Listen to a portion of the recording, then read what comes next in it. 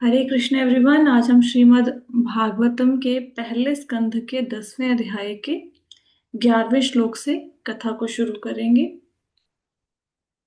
कल की कथा में हम लोगों ने क्या पढ़ा था कि भगवान कृष्ण युधिष्ठिर महाराज को राज सिंहासन पर बिठा के बहुत अधिक प्रसन्न थे और युधिष्ठिर महाराज ने भी भगवान के बताए अ, मार्गदर्शन के अनुसार उनके जो उन्होंने बताया था और भीष्म पितामह ने जो बताया उसके अनुसार राज्य को चलाया। राज्य भोग की इच्छा से राज्य को नहीं चलाया, कर्तव्य समझकर राज्य को चलाया और अपने भाइयों के सहयोग से राज्य का कार्यभार संभाला।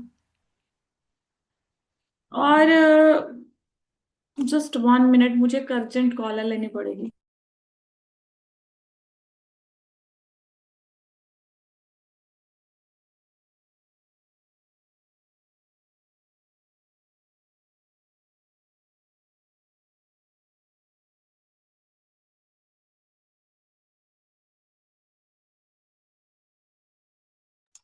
हरे कृष्ण। तो युधिष्ठिर महाराज को राजगद्दी पर बिठा के भगवान कृष्ण बहुत प्रसन्न थे और उन्होंने अपने भाइयों के सहयोग से राज्य को चलाया। अब कुछ महीनों तक भगवान श्री कृष्ण वहां पे रहे, द्वारिका में। और उसके बाद उन्होंने सॉरी, द्वारिका में नहीं, हस्तिनापुर में रहे। उसके बाद उन्होंने द्वारिका में प्रस्थान की तैयारी कर ली। अब जितने भी वहां पे स्त्रियां थी, गांधारी, द्रौपदी, कुंती महारानी, पांडव सारे, धृतराष्ट्र, गांधारी, ये सब व्याकुल हो गए क्योंकि ये भगवान से वियोग को सहन नहीं कर पा रहे थे कि भगवान अब चले जाएंगे। तो जाना तो था, भगवान ने द्वारिका के लिए प्रस्थान करना था। हम्म। अब भगवान कैसे द्वारिका के लिए प्रस्थान करेंगे, युधिष्ठिर महाराज इस समय आज्ञा देंगे या नहीं देंगे, ये हम आज की कथा में पढ़ते हैं। ठीक है, तो 11वां श्लोक है, सत्संगान मुक्त दुसंगो हातुम नोत्सहते बुधः कीर्त्या मानम यशो यस्य सदकदा अकर्णय रोचनम तस्मिन् यस्य द्वितीयः पार्थः स हैरेण विरहं कथं दर्शन स्पर्श संलापयन् सशन भोजनैः।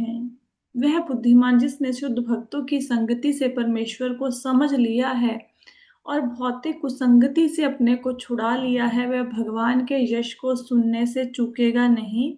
उसने चाहे उनके विषय में एक ही बार क्यों ना सुना हो, तो भला पांडव उनके वियोग को कैसे सह पाते, क्योंकि वे उनसे घनिष्ठता पूर्वक संबंधित थे। वे तो उन्हें साक्षात अपने समक्ष देखते थे, उनका स्पर्श करते थे, उनसे बातें करते थे और उन्हीं के पास सोते उठते बैठते और भोजन करते थे। तो कहते हैं कि अगर प्रभु जी तात्पर्य में बताते हैं कि जो भी व्यक्ति भगवान के साथ अपने संबंध को समझ लेता है कि मैं कौन हूं, मैं भगवान का दास हूं, मेरे असली रिश्ता किससे है, भगवान से है। तो जो ये बात समझ लेता है वह व्यक्ति भगवान की सेवा में लग जाता है। और जो भौतिक कुसंगति है, हम्म, शारीरिक सुख के लिए सारा दिन काम किए जाना, इंद्रिय तृप्ति के लिए, ये सब वो छोड़ देता है और भगवान के यश को सुनने में लगा रहता है। चाहे किसी ने एक बार भी भगवान के विषय में समझ लिया तो फिर वो भगवान के यश को सुनने से चूका नहीं है। अब पांडव, अगर कोई भगवान के विषय में एक बार जानकर उनसे इतना प्रेम करने लगता है, तो पांडवों ने तो भगवान के साथ बातें की, उनके साथ सोते थे, उठते बैठते थे, खाते पीते थे, उनका स्पर्श करते थे, तो वो भगवान कृष्ण का वियोग भला कैसे सह पाते। और भगवान मोस्टली हस्तिनापुर में रहते थे, द्वारिका में कम रहते थे, हस्तिनापुर में अधिकतर समय बिताते थे। तो उनके लिए भगवान कृष्ण का जाना असहनीय था। वो कल्पना भी नहीं कर सकते थे कि भगवान कृष्ण चले जाएंगे, उनके बिना हम कैसे फिर यहाँ पे रहेंगे हस्तिनापुर में। आगे क्या हुआ, मेरा ना इन श्लोकों को बोलने की प्रैक्टिस नहीं की, तो मेरे से स्पष्ट रूप से बोले नहीं जाते, तो मैं सिर्फ हिंदी पढ़ दिया करूंगी, ठीक है। उन सबके हृदय उनके आकर्षण रूपी पात्र में द्रवित हो रहे थे, वे उन्हें अपलक नेत्रों से देख रहे थे और स्नेह बंधन में बंधकर व्याग्रता से इधर उधर मचल रहे थे। अब भगवान के साथ पांडवों का, उनके सारे परिवार का हृदय इतना ज्यादा लगा हुआ था, वो उनकी तरफ इतने ज्यादा आकर्षित थे कि उनकी आंखों से आंसू आ रहे थे। तो हर कोई व्यक्ति भगवान से वियोग का अनुभव कर रहा था, और बिना पलकों को झपके एक टक होके वो भगवान को देख रहे थे। और जैसे किसी का मन उदास हो तो फिर वह दूसरों से छुपता हुआ इधर उधर जाके अपना मन हल्का करता है, कहीं पे जाके रोता है या कुछ, तो ऐसे वो मतलब मचल रहे थे व्याग्रता के कारण कि अब भगवान चले जाएंगे। फिर कहते हैं, सगे संबंधी नातेदार स्त्रियां जिनके नेत्रों से कृष्ण के लिए व्याकुलता वश अश्रुधारा निकल रही थी, महल से बाहर आ गई। वे बड़ी मुश्किल से अपने आंसू रोक पाई, उन्हें भय था कि प्रस्थान के अवसर पर आंसुओं से अपशगुन हो सकता है। अब हस्तिनापुर के राजमहल में एक तो थी नहीं महिला कि एक आदि कोई फीमेल होएगी, या कुंती महारानी है, द्रौपदी है, सुभद्रा है, बस इतनी ही है। देखो कौरव 100 थे, तो उनकी पत्नियां 100 पत्नियां, फिर आगे कौरवों के भी बच्चे थे, उनकी भी पत्नियां, तो बहुत अधिक संख्या में महिलाएं राजमहल में रहती थी। वो सब भगवान कृष्ण से बहुत ज्यादा प्रेम करती थी। हाँ, और उनके साथ उनकी रिलेशनशिप भी था, रिश्तेदारी भी थी, है ना। तो जैसे ही उन्हें पता लगा कि भगवान जा रहे हैं यहाँ से, द्वारिका जा रहे हैं, तो वो बहुत अधिक व्याकुल हो गई। अब वो सामने तो नहीं आ सकती थी भगवान से के, और उनकी आंखों से आंसू आ रहे थे, लेकिन वो आंसुओं को रोकने का प्रयत्न कर रही थी, क्योंकि अगर कोई जाए घर से उस समय कोई आंसू बहाए तो उसको अपशगुन माना जाता है। तो उनको लगता था कि भगवान जा रहे हैं, उनके रोने से कहीं आंसू ना आ जाए आंखों में, तो इसलिए वो अपने आंसुओं को रोक रही थी। वो डायरेक्टली भगवान कृष्ण से तो नहीं मिल सकती थी, क्योंकि ऐसे ना ओपनली स्त्री पुरुषों का मिलना जुलना अलाउड नहीं था उस समय में। लेकिन हाँ, वो लोगों से भगवान के बारे में सुना करती थी। और भगवान के जो वो स्त्रियां नहीं मिल सकती थी जिनके पति मारे गए युद्ध में, या ससुर मारा गया, तो वो शौक में बैठी थी, वो भगवान कृष्ण से नहीं मिलने आ सकती थी, तो लोगों से सुनती रहती थी उनके बारे में, इसलिए उनका भगवान के प्रति प्रेम था। तो वो व्याकुल हो गई कि अब भगवान यहाँ से चले जाएंगे। हस्तिनापुर के राजमहल से भगवान के प्रस्थान के समय उनके सम्मान में विभिन्न प्रकार के ढोल यथा मृदंग, ढोल, नगाड़े, धुंधरी, धुंदुभी और तरह तरह की वंशियां, वीणा, गोमुख और भेरियां एक साथ बज उठे। तो जैसे ही हस्तिनापुर के राजमहल से भगवान निकले, उस समय उनके सम्मान में अलग अलग तरह के वाद्य यंत्र बजाए जाने लगे। मृदंग, ढोल, नगाड़े, ये सारे बजाए जाने लगे। और एक साथ बजाए, ये सारे जो इंस्ट्रूमेंट्स हैं वो बजाए गए उनके सम्मान में। भगवान को देखने की प्रेममय इच्छा से कुरुओं की राजवंशी स्त्रियां राजमहल की छत पर चढ़ गई और स्नेह और लज्जा से युक्त हंसती हुई भगवान पर पुष्पों की वर्षा करने लगी। तो महाभारत के समय में ऐसा नहीं था कि ऐसे कोई शोभा यात्रा आ रही है या कोई निकल रहा है तो उसको देखने के लिए स्त्रियां सड़कों पे आ जाएं, ऐसा नहीं होता था। वो अपने मोहल्ले की, मतलब अपने घरों की छत पे या महलों की छतों पे चढ़ती थी स्त्रियां, वहां से देखती थी अगर ऐसे भगवान कृष्ण जैसे जा रहे हैं, तो उसको वो छत से खड़ी होकर देखेंगे, नीचे नहीं आएंगे सड़कों पे।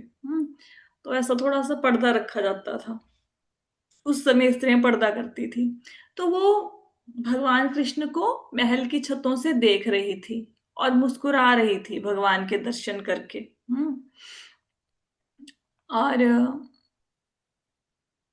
आगे कहते हैं, उस समय महान योद्धा तथा निद्रा को जीतने वाले अर्जुन ने, जो परम प्रिय भगवान का घनिष्ठ मित्र था, एक छाता ले लिया जिसका हत्था रत्नों का था, जिसमें मोतियों की झालर लगी थी। अब भगवान जा रहे हैं, भगवान रथ पे सवार हो गए, युधिष्ठिर महाराज ने आज्ञा दे दी है भगवान को जाने की। तो उस समय जब भगवान रथ पर सवार हुए तो अर्जुन उनके लिए एक छाता लेके आया। हम्म और वो छाता ऐसा था, छतरी ऐसी थी जिसके ऊपर जिसका जो हत्था है जहां से उसको पकड़ते हैं वो रत्नों से बना हुआ था। और मोतियों की उसमें झालर लगी हुई थी। हाँ, ये भगवान की सेवा के लिए, भगवान के सिर पर करने के लिए जो अर्जुन है वो उनके लिए छाता ले आए बड़ा सा।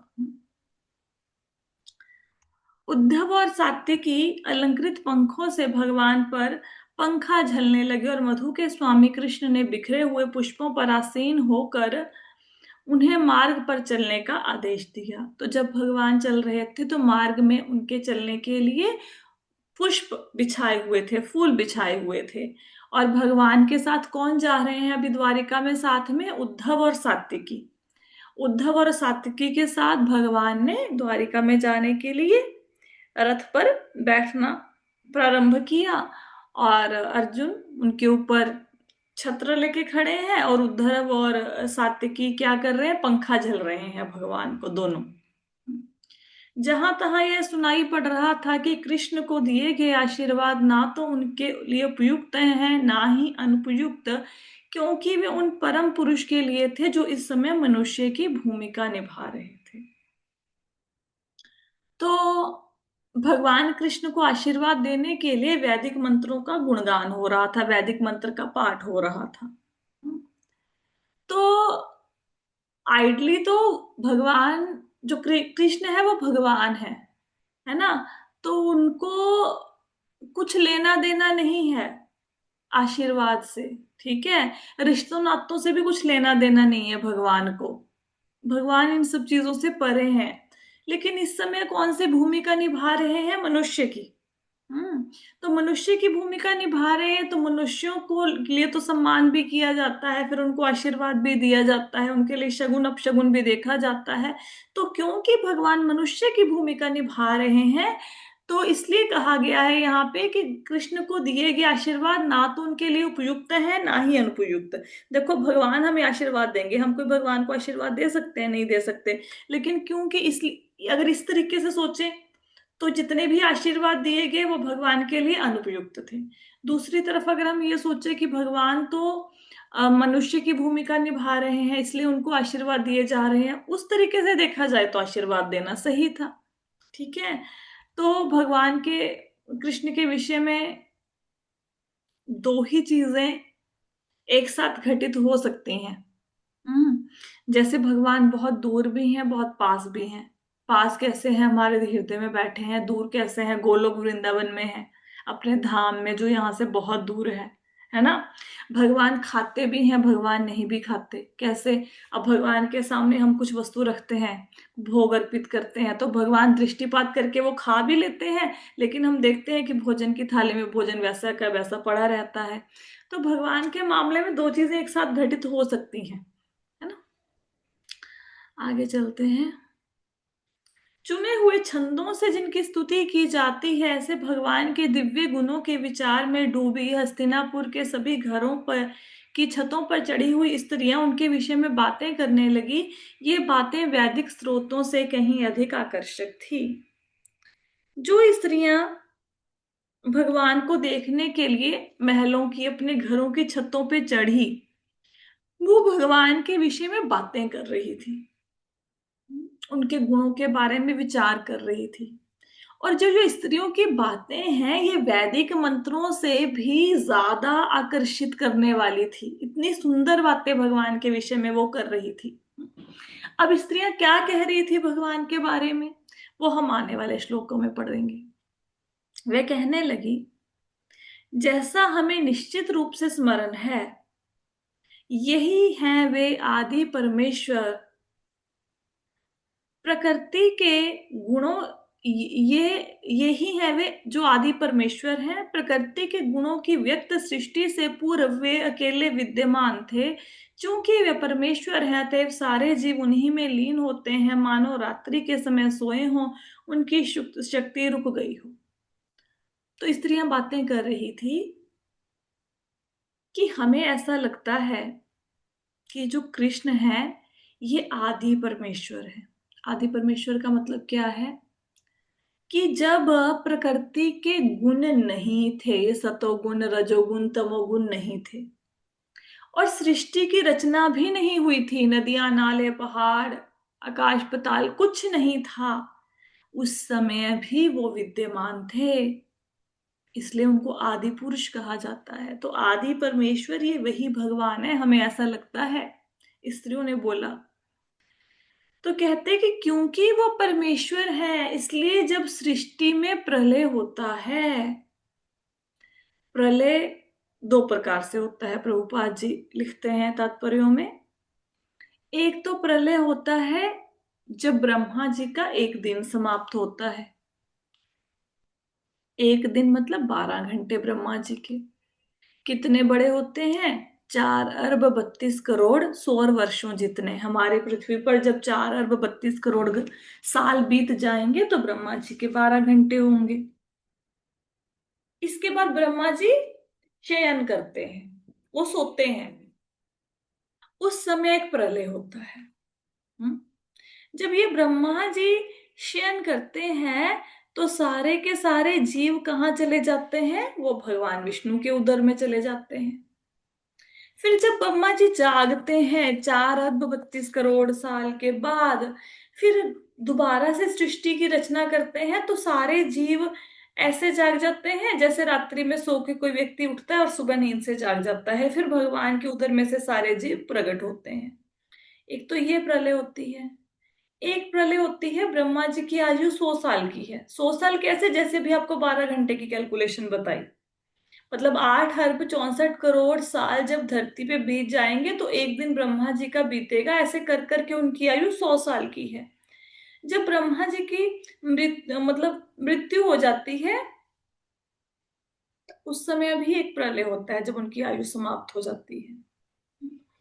तो स्त्रियां कहती कि जब प्रलय होता है तो सारे जीव भगवान में समा जाते हैं, जैसे वो रात को सोते हैं इस भांति। अब हम रात को सोते हैं, हमारी शक्ति रुक जाती है ना, सारी इंद्रियां काम करना बंद कर देती हैं। तो जब जीव भगवान के उदर में चले जाते हैं, भगवान के पेट में चले जाते हैं, तो उनकी शक्ति रुक जाती है, जैसे कि कोई व्यक्ति रात में सोया हो। ये कह रही हैं स्त्रियां।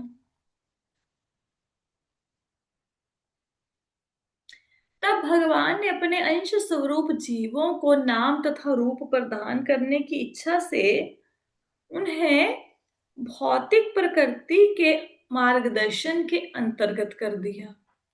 उनकी ही अपनी भौतिक शक्ति से भौतिक प्रकृति को पुनः सृष्टि करने के लिए अधिकृत किया गया है। यहाँ पे क्या बताया गया है कि अब जीव कहाँ चले गए प्रलय के समय? भगवान के उदर के अंदर चले गए। ठीक है। अब क्या होगा जब ब्रह्मा जी दोबारा से सृष्टि की रचना करेंगे? अब तो जीवों का नाम रूप सब खत्म हो गया ना, कि सारे के सारे जीव तो भगवान के पेट में चले गए। अब दोबारा से उनको नाम दिया जाएगा, दोबारा से इनको रूप प्रदान किया जाएगा। कैसे? कौन करेगा ये सारे काम? कौन करेगा? प्रकृति करेगी, भौतिक प्रकृति। भगवान भगवत गीता में क्या कहते हैं कि मैं ही प्रकृति को गर्भस्थ करता हूं, मैं सब जीवों का बीज प्रदत्त पिता हूं। तो भगवान ही प्रकृति को इम्प्रेग्नेंट करते हैं, गर्भस्थ करते हैं। तो सब जीवों को नाम और रूप देने की इच्छा से भगवान ने ही सब जीवों को भौतिक प्रकृति के अंडर कर दिया। और ये जो भौतिक प्रकृति है ये कौन है? ये भगवान के अंडर ही काम करती है। भौतिक प्रकृति मतलब माया। माया किसके अंडर काम कर रही है? भगवान के अंडर। और भगवान ने उनको सृष्टि में जीवों को उत्पन्न करने का अधिकार दिया है। ये उनको राइट किसने दिया? भगवान ने प्रदान किया है। ठीक है, आगे कहते हैं, यही वे पूर्ण पुरुषोत्तम भगवान है जिनके दिव्य रूप का अनुभव बड़े बड़े भक्तों द्वारा किया जाता है, जिन्होंने सुदृढ़ भक्ति द्वारा जीवन एवं इंद्रियों पर पूर्ण संयम द्वारा भौतिक चेतना से पूर्ण रूप से विशुद्ध हो चुके हैं तथा अस्तित्व को विमल बनाने का यही एकमात्र मार्ग है। तो क्या कहती हैं यहाँ पे कि ये जो कृष्ण जा रहे हैं, हमें ये लग रहा है ये वो भगवान है जिनके रूप के दर्शन बड़े बड़े भक्तों को होते हैं। कौन से भक्तों को होते हैं? जिन्होंने पूरी तरह से अपनी इंद्रियों को कंट्रोल में कर लिया है। इंद्रियों को कंट्रोल में करने का मतलब क्या है? ऐसा नहीं कि आंख कान नाक बंद करके बैठ गए समाधि में। इसका मतलब ये है कि उन्होंने मन की अनियंत्रित इच्छाओं के पीछे भागना बंद कर दिया है। ठीक है, तो इंद्रियों पर जिन्होंने कंट्रोल कर लिया है और जो निरंतर भक्ति करते हैं, अहेतुकी और प्रतिहता अखंड भक्ति और बिना कारण की, बिना स्वार्थ की जो भक्ति करते हैं और जिनकी चेतना पूरी तरह से शुद्ध हो चुकी है, ये वही भगवान है जिनके रूप के दर्शन ऐसे भक्तों को होते हैं। क्लियर हुआ? कैसे भक्तों को भगवान के दर्शन होते हैं? जिनकी इंद्रियों पे कंट्रोल है और जो भगवान में निरंतर अपने चिंतन को लगाए रहते हैं तथा अस्तित्व को विमल बनाने का यही एकमात्र मार्ग है। तो हम अपने आप को अगर शुद्ध करना चाहें, अगर हम अपने जीवन के लक्ष्य को प्राप्त करना चाहें, तो उसका तरीका क्या है? यही तरीका है, इंद्रियों पर कंट्रोल करो, भगवान की भक्ति में लगो। ठीक है, तो अब तक हमने 3 श्लोक पढ़े। स्त्रियों ने कैसे भगवान की स्तुति की, स्तुति नहीं की, उनके बारे में बातें करी, लेकिन बातें कितनी सुंदर है, वैदिक स्रोतों से भी ज्यादा सुंदर है। पहले क्या बताया कि भगवान कौन है? आदि पुरुष। कब से है? हमेशा से, जब सृष्टि की रचना नहीं हुई थी तब से है। फिर क्या कहते हैं कि यही वही भगवान है कि जब सृष्टि का प्रलय के समय नष्ट हो जाएगी ना, तो सारे भगवान के अंदर चले जाएंगे, भगवान के अंदर समा जाएंगे। फिर क्या कहती हैं कि जब दोबारा सृष्टि की रचना होएगी तो प्रकृति माया इनकी इन सब जीवों को नाम और रूप प्रदान करेगी, लेकिन इसको इसका अधिकार किसने दिया? माया को ये अधिकार किया आप जीवों की रचना कर सकते हो, ये भगवान ने दिया। ठीक है, और भगवान के दर्शन किनको होते हैं? भक्तों को। कौन से भक्तों को? जिनकी सेंस कंट्रोल है और जो भगवान की भक्ति में लगे हैं। ठीक है, आगे चलते हैं। हे सखियों, यहाँ पर वही भगवान है जिनकी आकर्षक और गोपनीय लीलाओं का वर्णन बड़े बड़े भक्तों द्वारा वैदिक साहित्य के गुह्यतम अंशों में है। वही भौतिक जगत की सृष्टि करने वाले, पालन वाले और संहार करने वाले हैं, फिर भी वे उससे अप्रभावित रहते हैं। तो कह रही हैं एक दूसरे से कि वही भगवान है जिनका वर्णन वेदों में हुआ है, लेकिन इनडायरेक्टली हुआ है, डायरेक्टली नहीं बताया गया। जैसे आप उपनिषदों को पढ़ते हैं, आप कोई उपनिषद पढ़ो, ईश उपनिषद पढ़ो, उसमें क्या लिखा है? ओम, क्या है फर्स्ट श्लोक? मैं भूल गई। उसमें है कि वो पूर्ण है, उनसे इतनी सारी इकाइयां निकली हैं, वो इकाइयां भी अपने आप में पूर्ण है। तो इनडायरेक्टली संकेत किया हुआ है, ईश्यवास्य इदम सर्वम। श्लोक है उसके बड़े सुंदर। तो ये जो भगवान है ये पूरी तरह से पूर्ण है, उनसे इतनी सारी चीजें निकल गई, इतनी ज्यादा सृष्टियां निकल गई, फिर भी वो डेप्रिशिएट नहीं हुए भगवान, उनका क्षय नहीं हुआ, वो फिर भी पूर्ण ही बने रहे। इसमें ये नहीं बताया गया कि भगवान कौन है, डायरेक्टली नहीं लिखा गया कि कृष्ण भगवान है, तो वेदों में इनडायरेक्टली बताया गया है वो भगवान, वो प्रॉपर नाम नहीं दिया गया। ठीक है, तो गुह्यतम अंशों में भगवान, वेदों के गुह्यतम अंशों में भगवान का वर्णन हुआ है। फिर इसको कैसे जाना? इनको बड़े बड़े भक्त जान पाते हैं, जैसे व्यास जी हैं, नारद जी हैं, सुखदेव गोस्वामी हैं, कुमारगण हैं, प्रहलाद महाराज, जनक महाराज, बलि महाराज, ये सब भगवान के बारे में जानते हैं और वेदों के वर्णन से बड़े बड़े भक्त इनको जान पाते हैं। इनकी लीलाएं बड़ी गोपनीय हैं, बड़ी सीक्रेट हैं इनकी लीलाएं। और ये बहुत ही आकर्षक है। और ये वही भगवान है। देखो, ये तो प्रभुपाद जी की कृपा है कि आज हम लोगों को ये पता है कि भगवान कौन है, भगवान कृष्ण है। अगर हम याद करें, आज से 5 साल पहले अगर कोई व्यक्ति हमें पूछता भगवान कौन है, हमारे पास इस प्रश्न का कोई उत्तर नहीं था। किसी ने बोलना था दुर्गा देवी भगवान है, किसी ने बोलना था शिव भोलेनाथ भगवान है, किसी ने बोलना था नहीं जी ब्रह्मा जी भगवान है, वो सृष्टि को बनाते हैं। तो हमारे पास कोई इसका वो नहीं था, क्या कहते हैं इसको, करेक्ट आंसर नहीं था कि भगवान कौन है ना। तो अब तो हमें पता है कि कृष्ण भगवान है। ये हमें पता कैसे लगा? हमने भक्तों के मुख से सुना, हमने शास्त्रों को पढ़ा, हमने प्रभुपाद जी की वाणी को सुना, तो हमें पता लगा। अदरवाइज कहाँ, लोगों को पता ही नहीं है भगवान कौन है। तो ये सीक्रेट नॉलेज है भगवान अपने विषय में। हालांकि भगवत गीता में क्लियर कट बताते हैं, और हमने भगवत गीता बहुत बार पढ़ी भी होगी इससे पहले, लेकिन फिर भी हमें नहीं पता था कि भगवान कौन है। हालांकि भगवान ने साफ साफ लिखा है कि मेरी शरण में आओ। हम्म। तो ये जो भगवान है, ये सृष्टि की रचना करने वाले हैं, यही सृष्टि का पालन पोषण करते हैं, और अंत में संहार भी यही भगवान ही करते हैं। लेकिन इतना होने के बाद भी ये इन सब चीजों से अप्रभावित बने रहते हैं। हम अगर किसी घर को बनाएं, हमें बाद में बोल दिया जाए कि इस घर को तोड़ना है, कितना मुश्किल है। घर को छोड़ो, हम सपोज किचन में सब्जी बनाते हैं, बाद में हमें भी सब्जी बनी है, हमें बोले जाओ इसको नाली में फेंक के आओ, हम फेंक पाएंगे? हम नहीं फेंक पाएंगे। हम अटैच हो जाते हैं चीजों से, स्पेशली वो चीजें जिसे हमने खुद ने क्रिएट किया है। इसीलिए तो हम बच्चों से बहुत ज्यादा अटैच हैं, क्योंकि वो हमारे अंश हैं, हमारे बच्चे। तो हमें ऐसा लगता है कि नहीं, उनको कुछ होता है तो हमें बड़ा दुख होता है। तो हम चीजों के प्रति अटैच हो जाते हैं। लेकिन भगवान ने इतनी सृष्टि की रचना करी, उनका पालन पोषण भी करते हैं, लेकिन वो बिल्कुल डिटैच हैं, किसी चीज से प्रभावित नहीं है। इसलिए अंत में उस चीज का संहार भी कर देते हैं सृष्टि का। ठीक है, आगे क्या कहती हैं?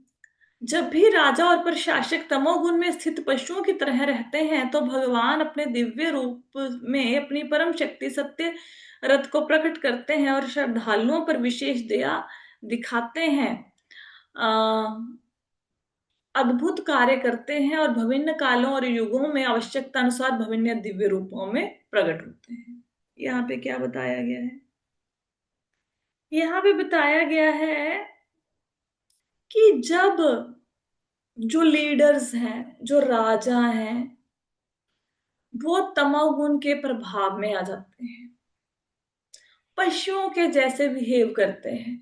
भगवान ने तो बोला है कि पूरी, भगवान ने सबके लिए सब व्यवस्था की है, रोटी कपड़ा मकान की। लेकिन जब कुछ लोग चाहते हैं कि मेरे पास ज्यादा हो बाकी लोगों से, और उन चीजों का संग्रह करने में लगे रहते हैं, और उसके लिए अगर किसी को दुख देना पड़े, मारना पड़े, उससे भी हिचकिचाते नहीं, अधिक इकट्ठा करने की इच्छा से, तो वो व्यक्ति पशुओं जैसे हो जाते हैं।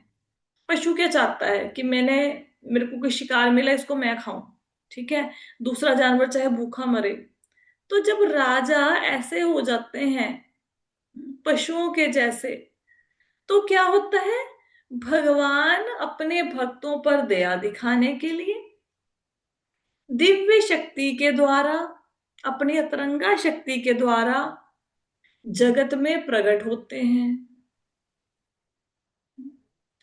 और भगवान बहुत ही अद्भुत कार्य करते हैं, और अलग अलग युग में आवश्यकता अनुसार रूप धारण करते हैं। जैसे हिरण्यकश्यप के समय पे क्या जरूरी था? उस समय जरूरी था हिरण्यकश्यप का अंत। और जैसा ब्रह्मा जी ने उनको वरदान दिया था, उन सारे वचनों का पालन करते हुए अंत हिरण्यकश्यप का, तो भगवान ने नरसिंह अवतार धारण किया। जब लोग बहुत अधिक पशुओं की हत्या करने लग गए, तो उस समय अहिंसा लोगों को सिखानी जरूरी थी, तो भगवान ने बुद्ध के रूप में अहिंसा का पाठ पढ़ाया लोगों को। जब भगवान का कृष्ण अवतार हुआ, तो पृथ्वी पर अधर्मी राजा बहुत हो गए थे, तो भगवान ने भक्तों पर कृपा करने के लिए, अधर्मी लोगों को मारने के लिए, अधर्मी राजाओं को, असुरों को मारने के लिए अवतार धारण किया। तो हर युग में कोई ना कोई आवश्यकता होती है, किसी युग की। तो उस आवश्यकता के अनुसार भगवान रूप धारण करते हैं। जैसे मत्स्य अवतार जब धारण किया, तब आवश्यकता थी, सत्यव्रत राजा को निकालना था प्रलय के जल से, तो मत्स्य अवतार धारण किया। कूर्मावतार धारण किया तब आवश्यकता थी। मंदराचल पर्वत धसे जा रहा था नीचे, अगर भगवान आधार ना बनते तो समुद्र मंथन ना हो पाता। तो उस समय उस चीज की आवश्यकता थी, देवताओं को उनका राज्य उनका बल वापस दिलाना था, तो इसलिए कूर्म अवतार धारण किया। तो प्रत्येक युग में आवश्यकता अनुसार भगवान अलग अलग रूपों को धारण करते हैं। आगे कहते हैं, ओह यदुवंश कितना यशस्वी है, और मथुरा की भूमि कितनी पुण्यमयी है, जहां समस्त जीवों के परम नायक लक्ष्मीपति ने जन्म लिया और अपने बचपन में विचरण किया है। तो कहते कितना यदुवंश यशस्वी है कि उनके वंश में भगवान का अवतार हुआ। और मथुरा की भूमि कितनी पवित्र है, जहां पर भगवान ने अपनी बाल लीलाएं की हैं। कौन से भगवान ने? जो समस्त जीवों के नायक हैं, जो लक्ष्मी जी के पति हैं, उन्होंने उस भूमि पे जन्म लिया मथुरा में, और वहां पे बाल लीलाएं करी। कितनी पावन है वो भूमि, और कितना महान है यदुवंश। तो ये बता रही हैं, उनके भाग्य की सराहना कर रही हैं, यदुवंशियों की, मथुरा वासियों की। निस्संदेह यह कितना आश्चर्यजनक है कि द्वारिका ने स्वर्ग के यश को पछाड़ कर पृथ्वी की प्रसिद्धि को बढ़ाया है। द्वारिका के निवासी उनके प्रिय स्वरूप में समस्त जीवों के आत्मा कृष्ण का सदैव दर्शन करते हैं। भगवान उस पर दृष्टिपात करते हैं, भगवान उन पर दृष्टिपात करते हैं, और अपनी मुस्कान भरे चितवन से उन्हें कृतार्थ करते हैं। तो कहते कितने आश्चर्य की बात है कि जो द्वारिका है, द्वारिका इतनी सुंदर है, इतना वहां पे भगवान उपस्थित है ना, इसलिए कि द्वारिका में इतनी सुविधाएं हैं जितनी स्वर्ग के लोगों के पास भी नहीं है। द्वारिका कितनी प्रसिद्धि है जितनी स्वर्ग की भी नहीं है। क्यों? क्योंकि वहां पे भगवान कृष्ण है। तो भगवान कृष्ण ने स्वर्ग के यश को पछाड़ दिया, पृथ्वी की प्रसिद्धि को बढ़ाया। अब स्वर्ग के निवासियों को थोड़ा ना भगवान के दर्शन होते हैं, वो थोड़ा ना, यहाँ पे द्वारिका के निवासियों तो भगवान प्रतिदिन दर्शन देखते हैं, उनकी तरफ देखते हैं। अभी आप देखना, भगवान द्वारिका जाएंगे, भगवान कैसे सब लोगों से गले मिलके, हाथ मिलाकर, या फिर दूर से वेव करके ऐसे हैंड को, कैसे सब लोगों की तरफ देखेंगे, एक एक व्यक्ति की तरफ देखेंगे। स्वर्ग के निवासियों को ये फैसिलिटीज थोड़ा ना मिलती हैं। तो द्वारिका के निवासी स्वर्ग के निवासियों से भी ज्यादा भाग्यशाली हैं। क्यों? क्योंकि वो हमेशा भगवान कृष्ण का दर्शन करते रहते हैं, और भगवान कृष्ण उनको देखते रहते हैं, और मुस्कुराकर जब वो देखते हैं तो उन पर कृपा करते हैं, उनको कृतार्थ करते हैं। हम्म तो यहाँ पे द्वारिका वासियों के भाग्य की सराहना की गई है। पहले किसकी सराहना की गई? मथुरा वासियों की, यदुवंशियों की। अब द्वारिका वासियों के भाग्य की सराहना की जा रही है। अब स्वर्ग के निवासी एक दूसरे को देखेंगे, उससे उनको जन्म मृत्यु के चक्कर से छुटकारा थोड़ा ना मिलेगा। अभी देवता की का जीवन मिला है, क्या पता अगले जीवन में मनुष्य बनेंगे, क्या बनेंगे, कुछ नहीं पता। जब पुण्य कर्म खत्म हो जाएंगे फिर धरती पे आ जाएंगे सब लोग। लेकिन द्वारिका के निवासियों को भगवान देखते हैं तो वो जीवन मृत्यु के चक्कर से मुक्त हो जाते हैं। तो ऑब्वियसली है कि द्वारिका के निवासियों का भाग्य स्वर्ग के लोगों से भी ज्यादा बड़ा है। वो अधिक अधिक भाग्यशाली है। अब समय होने वाला है, तो बाकी के श्लोका कल करते हैं।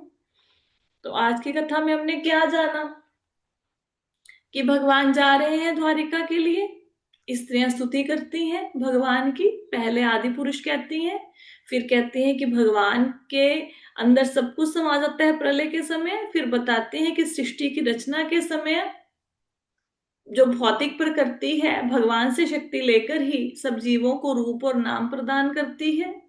फिर बताते हैं कि भगवान ही सृष्टि का क्या सृजन, पालन पोषण और संहार करते हैं, लेकिन प्रकृति के गुणों का उन पर कोई प्रभाव नहीं पड़ता।